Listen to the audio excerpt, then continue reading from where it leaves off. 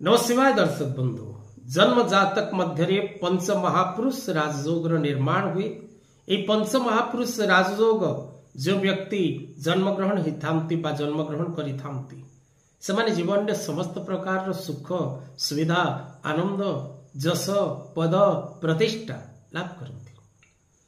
दर्शक बंधु, जदि जन्म कुंडली मध्य शुक्र ग्रह वृष राशि तुला राशि किंबा निजर उच्चस्थ राशि मीन राशि रे केन्द्रस्थ ही थांती अर्थात एकम भाव चतुर्थ भाव सप्तम भाव बा दशम भाव रे अवस्थान करि थांती तेबे जन्म कुंडली रे मालव्य नामक राजयोग निर्माण हुए।